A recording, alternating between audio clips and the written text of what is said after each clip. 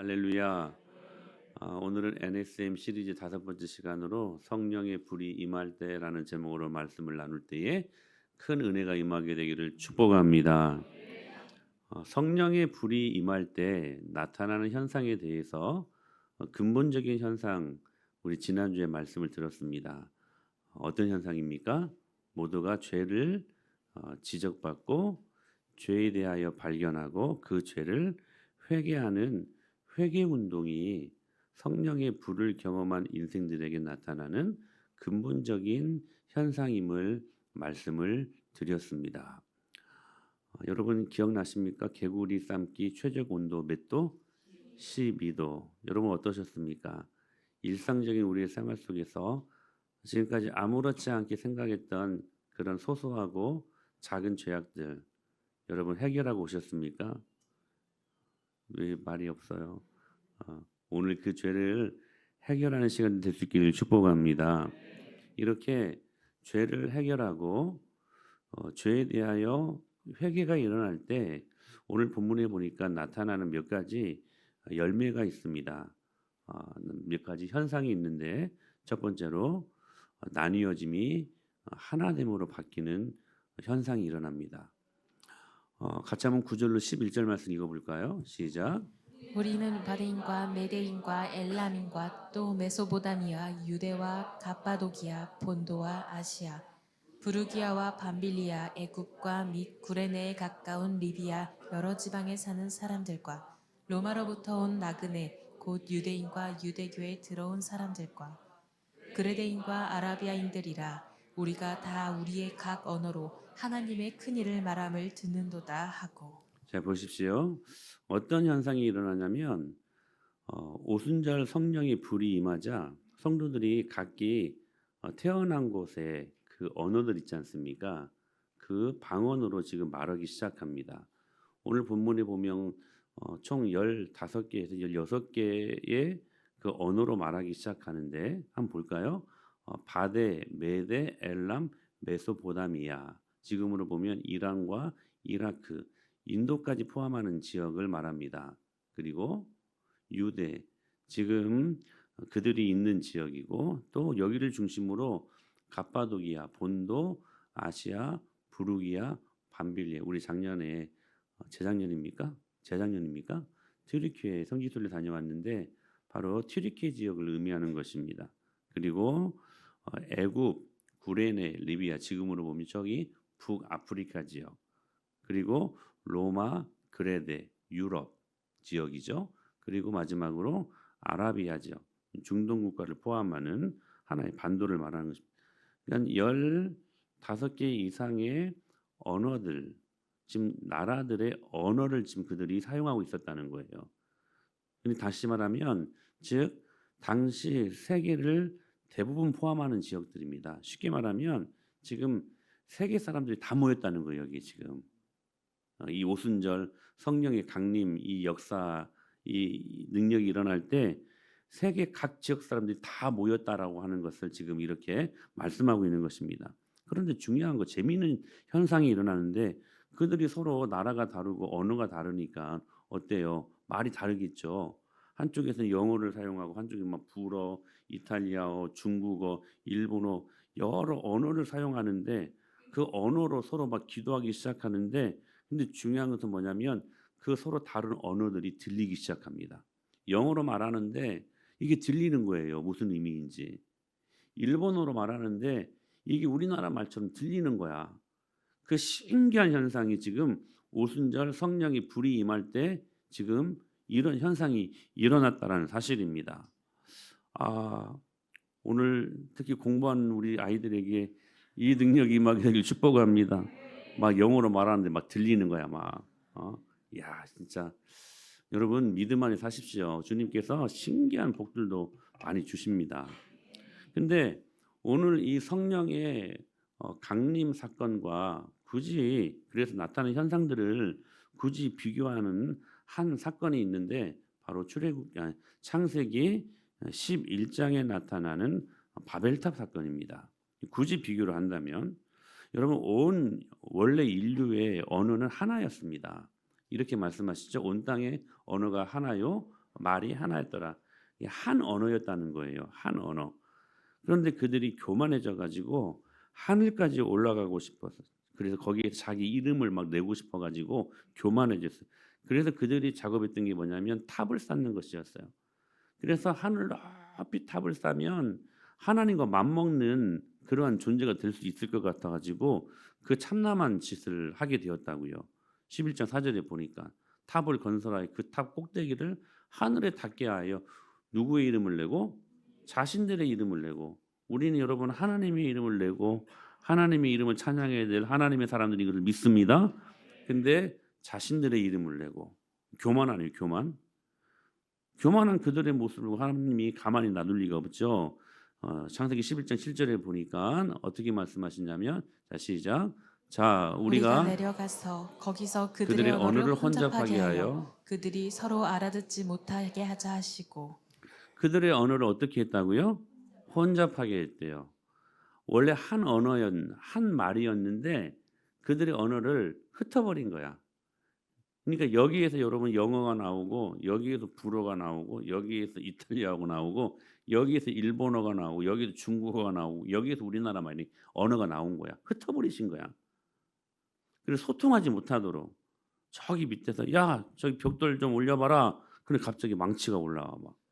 이게 막 소통이 안 돼. 이게 일이 안 되는 거야. 일이 진척이 안 되는 거야. 하나님이 그렇게 더 이상 탑을 쌓지 못하도록 그들을 그런 현상으로 몰아가셨다는 것입니다. 그러니까 자 바벨탑 사건으로 말미암아 언어가 불통이 되고 나니까 멋이 통하지 않아요? 뜻이 말이 통하지 않고, 뜻이 통하지 않으니까 마음이 통하지 않고, 그래서 서로 마음이 통하지 않으니까 거기에서 불신이 일어나고, 거기에서 싸움이 일어나고, 거기에서 마음이 뭐 나뉘어지는 거야. 그러니까 여러분 온 인류의 역사가 딱 두 가지로 나누어지는데, 하나는 바벨탑 역사야. 근데 이 바벨탑 역사는 항상 불신과 반목과 전쟁과 서로 죽이고 그런 역사야. 그런데 성령이 임하시니까, 오늘 본문에 보면 성령이 임하시니까 그리스도 안에서 이 벽이 허물어지는 거예요. 그래서 서로 다른 언어로 다른 말로 막 기도하고 막 말하는데도 이 뜻이 막 통하는 거예요. 막 이 마음이, 그래서 막 이게 서로 하나가 되는 거예요. 그 안에서 서로 신뢰하게 되고, 결국 그 일들을 통해 하나님의 큰 일을 말하고 서로 듣게 되었다는 거예요. 각기 다른 언어로 지금 말하고 있다니까. 근데 그 하나님의 큰 일이 뭐예요? 예수님의 십자가의 은혜와 부활의 놀라운 능력, 이 복음을 막 말하는데 이 말하는 것이 막 들린다니까. 막 서로 다른 언어로 말하는데, 사랑하는 여러분 점검하셔야 돼요. 뭐냐면 여러분의 삶 속에서 어떤 역사가 이루어지고 있는가를 점검하셔야 돼요. 바벨탑의 역사인가? 아니면 오순절 성령의 역사인가? 점검하셔야 돼요.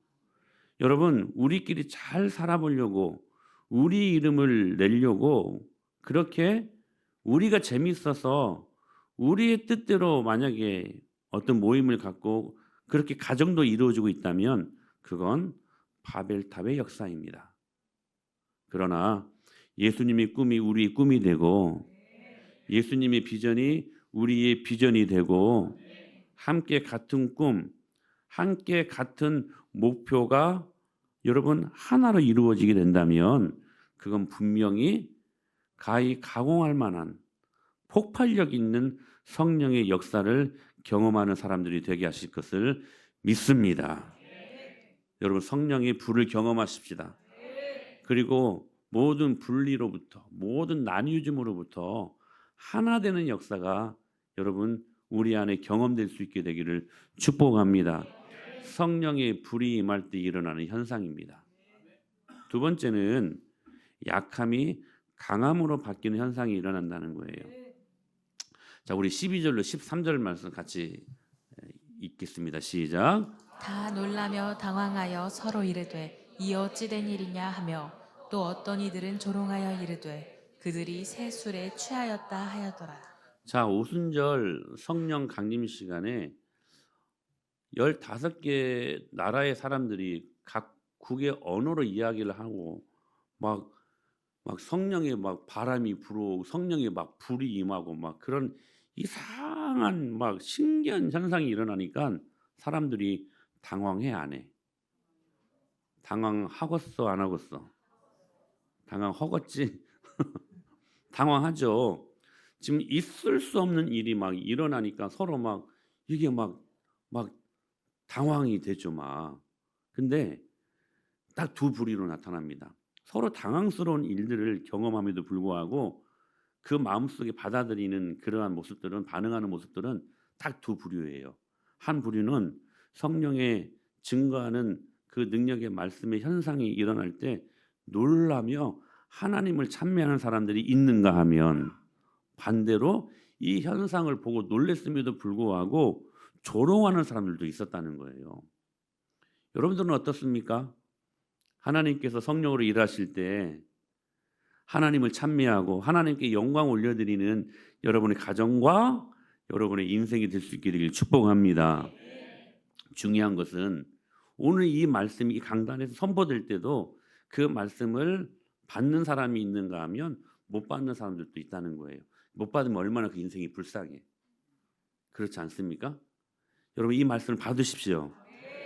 할렐루야. 근데 이 말씀, 이 현상을, 이 신기한 현상을 보고도 받아들이지 못하고 조롱하는 사람들이 있었다는 거예요. 그러면서 그 조롱을 어떤 말로 이어가고 있냐면 그들이 무슨 술을? 새술에 취하였다. 새술에 취하였다. 여기 새술이라는 말이 무슨 말이냐면 글루쿠스라는 말이에요. 좋은 비싼 술이 아니에요. 고급진 술이 아니야. 집에서 술을 담았는데 발효가 덜 돼가지고 밍숭맹숭한 싸구려 술이라는 말이에요. 이게 새 술이에요. 지금 제자들이 이 성령의 강림의 역사를 경험하고 막 불을 경험할 때 반대편에 서 있던 사람들은 이 모습들이 신기하면서도 너무 이상하게 보이는 거야, 막. 그래가지고 니들 집에서 술을 담았는데 발효가 덜 돼가지고 밍숭맹숭한 그 값싼 술이나 먹고 흥청망청하는 술 취하는 주정뱅이들이지 이렇게 조롱하고 있었다는 거야. 자 보세요. 지금 조롱하고 있는 믿지 않는 사람들의 눈에는 제자들이 좋은 옷을 입는 것도 아니었고 교육 수준이 막 높아 보이는 것도 아니었고 억센 갈릴리 사투리로 촌스럽게 말하는 그들을 보면서 아까도 말씀드렸던 것처럼 에이 그 비싼 술도 아니고 싸구려 술이나 마시고 주정하는 것들이 뭐 하겠냐 이런 식으로 지금 조롱하고 있었다는 거예요. 그러니까 믿지 않는 사람들 눈에도 제자들 이 현상을 바라보며 하나님을 찬미했던 하나님의 제자들을 향하여서 여러분 믿지 않는 사람들 눈에 보기에도 이 제자들은 정말로 약하고 결핍이 있고 부족한 사람들의 모습으로 비춰졌다는 거예요. 근데 중요한 게 있어요. 사랑하는 여러분, 우리 모두가 하나님 앞에 약한 사람들 아닙니까? 우리 모두가 부족한 사람들 아닙니까? 근데 중요한 게 여기 있어요. 하나님은 그 약함을 반드시 사용하신다는 거예요. 이게 우리들에게 복음이 됩니다. 이게 우리들에게. 그래서 여러분 이 작은 교회를 우리가 하는 거예요. 하나님이 이 작은 교회를 통해서도 일하시기 때문에 지난 15년 동안 하나님이 얼마나 우리 교회를 통해 많은 일들을 하셨습니까? 저는 자부합니다. 연약하고 부족한 저희들이지만 하나님 손에 붙들리니까 주님이 그 일들을 하게 하시더라는 거야. 재미있는 것은 뭐냐면 이사야 11장 1절에 메시아 탄생을 예고하면서 하신 예언의 말씀이 있습니다. 이런 말씀이 있어요. 이새의 줄기에서 한 싹이 날 것이다. 이렇게 예언하신 말씀이 있거든요. 근데 왜 하필 이새의 줄기라고 말씀하실까? 좀 믿음의 조상 아브라함의 줄기 이렇게 말할 수도 있잖아요. 그렇잖아요. 모세의 줄기라고도 말할 수도 있잖아요. 근데 왜 메시아 되시는 예수님의 탄생을 예언하시는 말씀 속에서 보잘것없는 이새의 줄기에서 그 싹이 날 것이다 라고 말씀하시는 것일까? 여기 이새의 줄기는 어떤 것을 의미하는 것일까? 이런 거 아닐까요? 보잘것없음. 보잘것없는 줄기에서 한 싹이 난다. 여러분 룻의 아들이 오벳이었고 오벳의 아들이 이새였습니다. 분석해 보면 모압 여자의 후손이었어요. 룻은 모압 여인이었잖아요. 그러니까 모압 여자의 손자가 이새였어요. 그리고 다문화 가정 출신이었습니다. 지금도 저기 바란이나 이런 데 가면 저기 고려인들, 저기 러시아 사람들, 그리고 막 동남아 사람들이 그런 곳에 모여서 요즘 보면 한국 사람들보다 그 사람들이 더 많습니다. 그 지역에 가면. 그럼에도 불구하고 학교에 가면 늘 따돌림 당하고 편견의 대상이 되고 미천한 존재가 되고, 그러니까 오늘 이 이새의 줄기에서 한 싹이 났다 이 말은 아주 보잘것없는 줄기에서 한 싹이 났다 이런 의미라는 거예요. 근데 재밌는 거예요. 재밌는 건 뭐냐면 여기 이새의 줄기에서 한 싹이 났다 할 때 이 싹이라고 하는 단어가 히브리어로 넷제르라는 단어입니다. 싹, 뭐 순, 그리고 가지, 이 싹 여린 그 싹, 그리고 순 막 나올 때 되게 약하고 되게 여리고 그러지 않습니까? 되게 막 좀만 잘못하면 막 부러질 것 같고, 이게 보잘것없음을 의미하는 단어가 넷제르, 싹이라는 단어거든요. 그런데 이 넷제르의 음차가 뭐냐면 바로 나사렛이라는 말입니다. 넷제르, 싹, 이 말이 음차가 뭐냐면 나사렛. 그래서 나다네엘은 뭐라고 말합니까? 나사렛에서 무슨 선한 것이 날 수 있겠느냐? 그 보잘것없는 그 촌동네에서 무슨 메시아가 날 수 있겠느냐? 이런 말이었거든요. 넷제르, 나사렛. 그래서 우리가 예수님을 말할 때 나사렛 예수님이라고 말하잖아요. 나사렛 예수님이란 말은 무슨 말이냐면 아주 작고 보잘것없는 예수라는 말이에요. 사람들이 약간 비아냥 섞인 그러한 이름이기도 합니다. 그런데 중요한 거, 진짜 중요한 거, 우리 이사야 11장 2절 말씀 읽어볼까요? 시작. 의 영이 곧 지혜와 총명의 영이요 모략과 재능의 영이요 지식과 여호와를 경외하는 영이 강림하시니리. 자, 그 넷째를 그 연약한 것, 금방이라도 없어지고 부러질 것, 결핍, 부족, 그 넷째를 그 싹 그 위에 뭐가 임해요? 여호와의 영이 강림하시리니. 할렐루야.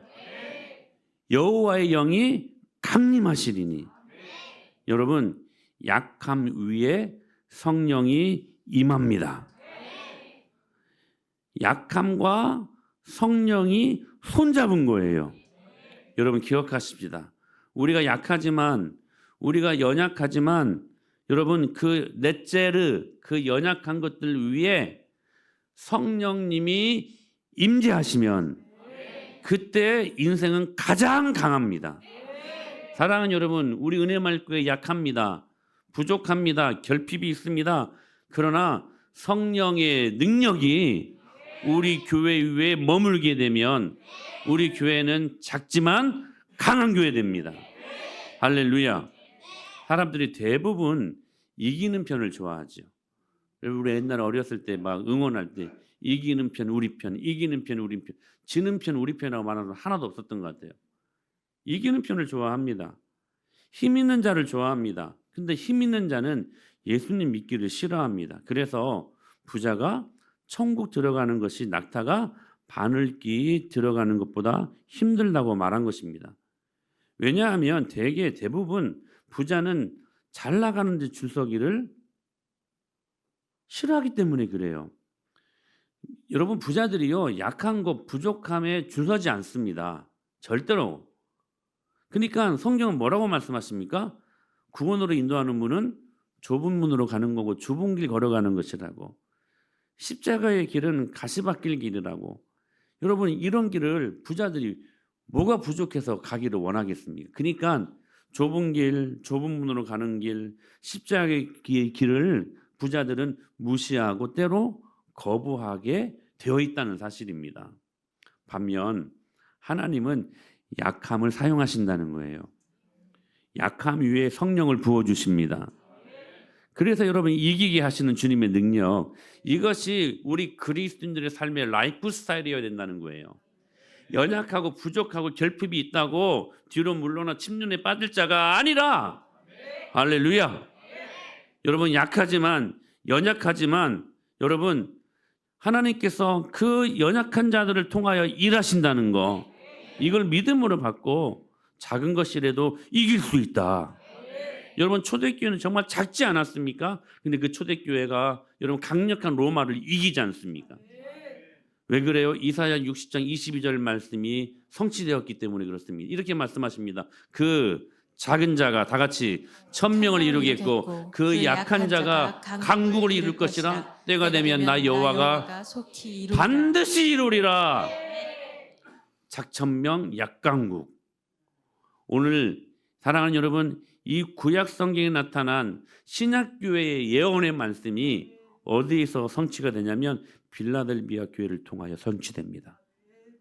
우리 모두가 다 튀르키예 성지순례를 다녀왔지만 여러분 빌라델비아 교회 큰 기둥 몇 개만 아주 좁은 공간의 예배당 아니었습니까? 라오디게아 아니면 사내교회 그 교회의 그 규모를 비교하면 아무것도 아니었습니다.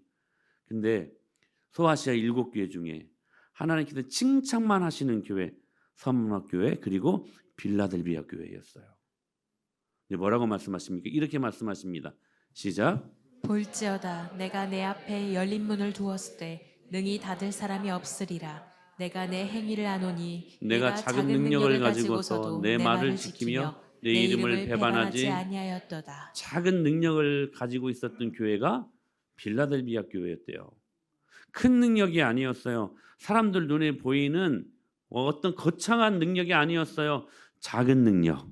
근데 그 작은 능력을 가지고도 하나님 앞에 하나님의 말씀을 지켜낼 수 있었고 하나님을 배반하지 아니하는 능력 있는 교회가 되었음을 믿습니다.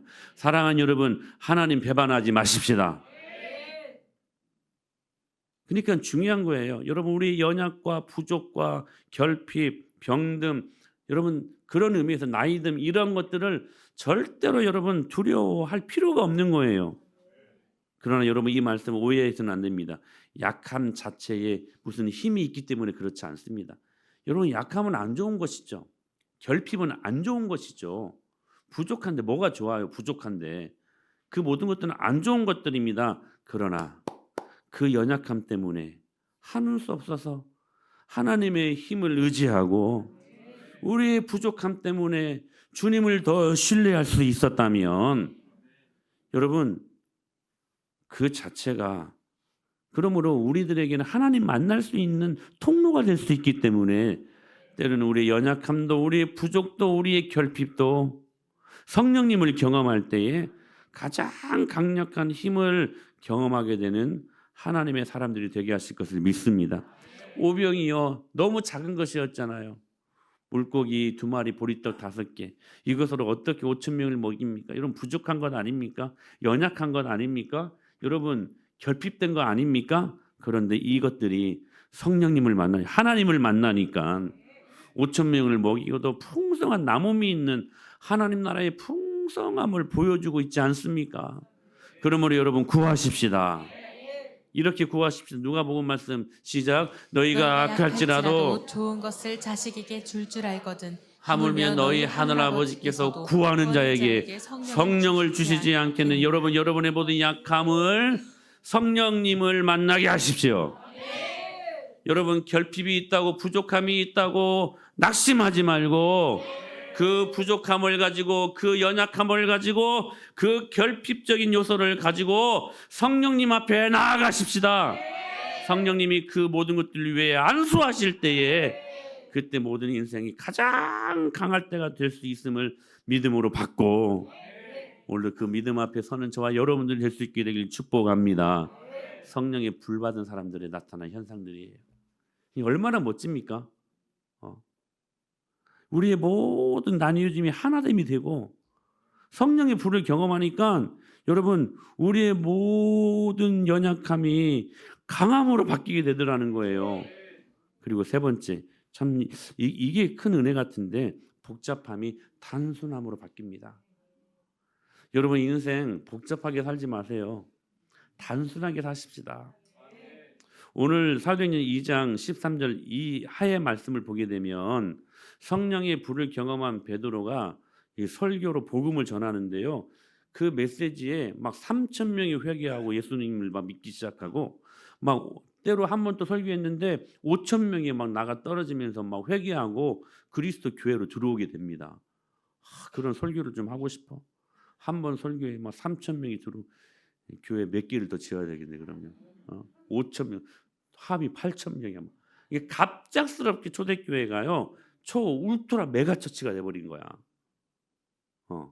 근데요 그렇게 큰 능력을 그렇게 보였던 그의 설교는요 복잡한 설교가 아니었어요. 거창한 설교가 아니었어요. 미사여구를 수반한 설교가 아니었어요. 심리학과 사회 상담학을 동반한 설교가 아니었어요. 무슨 거창한 무대, 예배당 이 강단의 무대를 막 만들어 가지고 막 휘황찬란하게 막 그런 것들로 압도하는 설교가 아니었어요. 그의 설교는 너무 단순했습니다. 오늘 이 말씀이 우리에게 주시는 은혜가 있어요. 이거였어요. 다 같이 시작. 그런즉 이스라엘 온 집은 확실히 알지니 너희가 십자가에 못 박은 이 예수를 하나님이 주와 그리스도가 되게 하셨느니라 하니라. 복잡하지 않았어요. 거창하지 않았어요. 화려하지 않았어요. 어떤 의미에서는 되게 투박했어요. 너무 단순했어요. 예수 그리스도의 십자가의 은혜와 그분의 부활의 능력 오로지 복음만 할렐루야 선포했을 뿐입니다. 단순한 메시지를 받고 그래서 그들이 단순하게 말씀에 반응하니까 단순한 강력한 메신저로서의 삶을 살 수 있었다는 사실입니다. 사랑하는 여러분, 복음은요 복잡하지 않습니다. 단순합니다. 우리의 삶의 모든 라이프 스타일이 이래야 돼요. 여러분 예수님이 이름으로 여러분의 모든 복잡한 것들을 다 제거하십시오. 복잡한 생각, 복잡한 말들 그리고 말을 하면 막 굴려서 막 핵심을 말하지 못하고 여러분 단순하게 말하시고 단순하게 순종하시고 여러분 종교개혁도 그 수많은 타락한 교회의 그 복잡함을 단순함으로 만든 운동 아닙니까? 저기 오스트리아, 헝가리나 뭐 체코, 프라 이런 교회들 가보니까 교회도 아니 성당 가보니까 여러분 교회는 엄청 화려하고 엄청 큰데요. 예수님 외에 다른 성상들이 얼마나 많았는지 몰라요. 예수님 말고도 다른 12 신상들이 있고 그 앞에서 초를 켜놓고 돈을 내고 거기서 기도하고 있더라고. 예수님 외에. 이 교회가요 복잡해져 버려요. 복잡해져요. 예수 외에 다른 것들로 말미암아 예수님도 믿어 다른 것도 믿어요. 그러니까 그들의 삶이 그러니까 여러분 타락한 중세 시대의 교회는 복잡함으로 점철된 교회였어요. 그런데 종교개혁자들이 성경을 보니까 여러분 복음이 복잡한 게 아니었어요. 그래서 그들이 5가지 슬로건을 걸지만 그러나 솔라에서 솔라 한 가지 뭐였어요? 솔라 스크립투라 오직 성경, 솔루스 그리스투스 오직 예수, 솔라 그라티아 오직 하나님의 은혜, 솔라 피데 오직 믿음으로, 솔리데오 글로리아 오직 하나님께 영광을 5개 같지만 결국 한 가지 솔라였어요. 오직 예수. 오직 예수. 황금의 입으로 불리워지는 영국에 나온 세계적인 설교학 목사님 스펄지 목사님을 잘 아시죠? 이분이 15살 때 경험했던 에피소드인데요. 그가 예수님 어렸을 때 잘 믿고 그렇게 믿음으로 잘 자라다가 15세 15살의 나이에 지금 우리로 보면 15살 네가 15살이니? 14살이냐나? 16? 네가 15이냐? 우리 준이만한 나이 때에 억수로 비가 쏟아지는 날 교회를 가야 되는데 그래도 믿음은 있어서 교회에 나갔어요. 근데 비가 너무 많이 내려가지고 사람들이 안 오는 거야. 한 명도 안 왔어. 심지어는 목사님까지도 못 왔어요. 너무 비가 많이 내려가지고. 근데 스펄전이라고 하는 어린 친구는 앉아 있으니까 예배는 드려야 되겠는데 설교자가 없잖아요. 그래서 그 교회에 사찰 집사님이 하는 수 없이 강단에 올라갔다고 합니다. 준비도 되지 않은 갑작스러운 상황에서 무슨 말씀을 전하겠어요. 그리고 또 집사니까 무슨 신학적인 배경이 있어 설교를 하겠습니까? 근데 올라가서 1시간 동안 떠들었대요. 근데 그 떠든 말씀이 능력이었어요. 계속 한 단어만 계속 1시간 동안 이야기했대요. 여러분들이 한 사람밖에 없는데, 여러분들은 예수님만 바라봐야 된다고. 예수님 바라보십시다. 예수님 어린 양을 바라보십시다. 그러니까 한 30분 하니까 오죽 여러분 지쳤겠습니까? 계속 이 말만 하니까. 근데 이 어린 소년이 이 말씀을 듣고 막 은혜를 받는 것 같은 느낌이 드는 거야. 그러니까 이분이 막 탄력을 받았어. 막 내 설교에 은혜 받는갑다. 그래가지고 몇 마디를 더 붙입니다. 흔들리지 말고 예수님만 바라보십시다. 견고하게 예수님만 바라보십시다.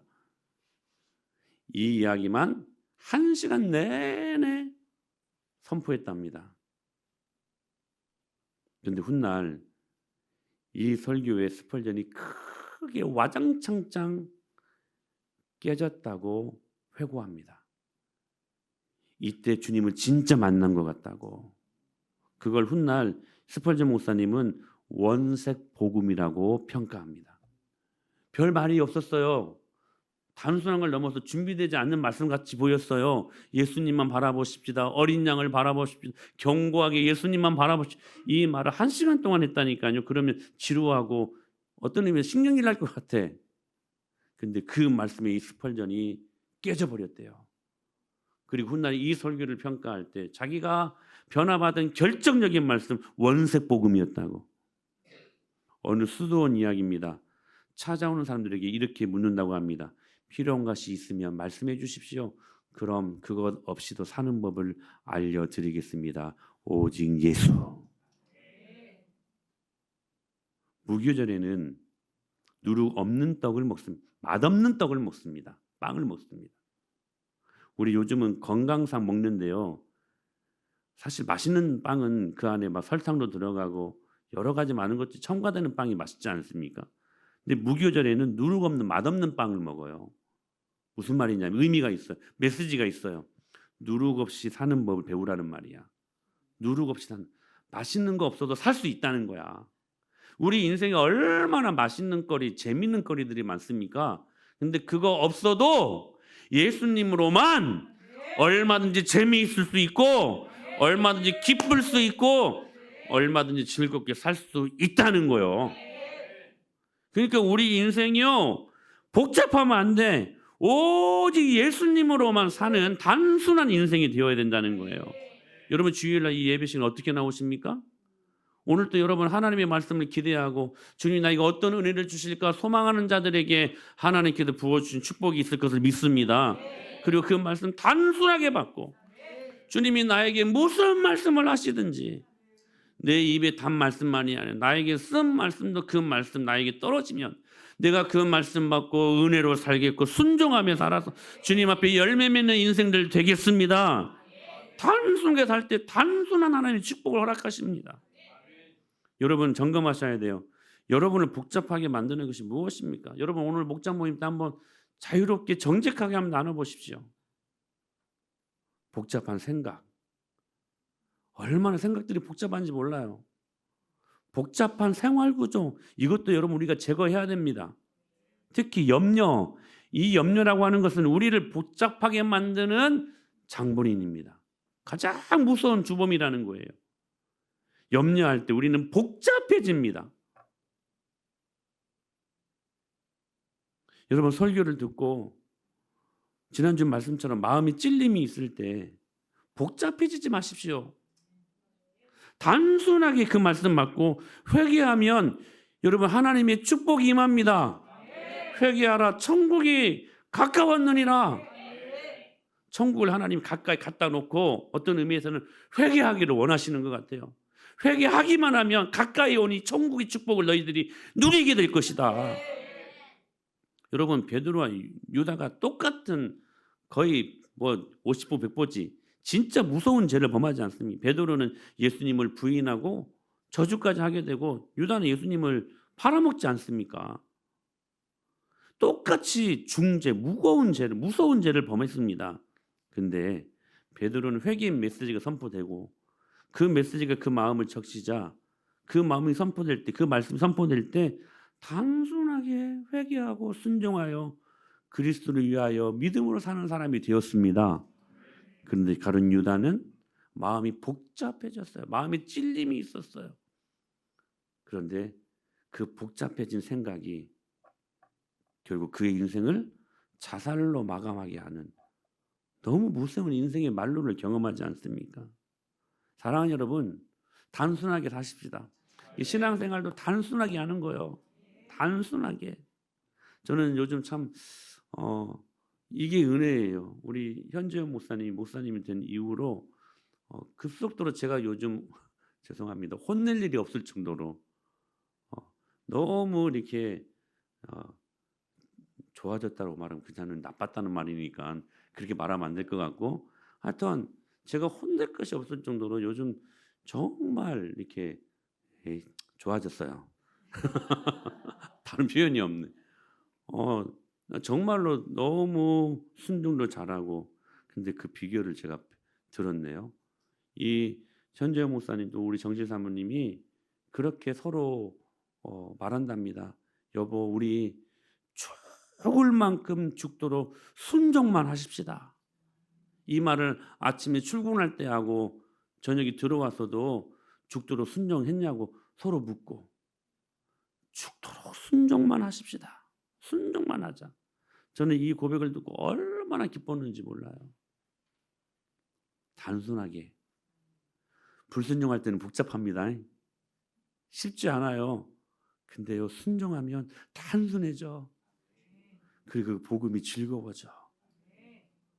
사랑하는 여러분, 우리 성령의 불 받으십시다. 아멘. 성령의 불 받고 오늘 나뉘어줌이 하나됨으로, 아멘. 우리의 약함이 뭘로? 강함으로, 그리고 우리의 복잡함이 단순함으로 바뀌는 놀라운 은혜를 경험하는 저와 여러분이 될 수 있게 되기를 예수님의 이름으로 간절히 축복합니다.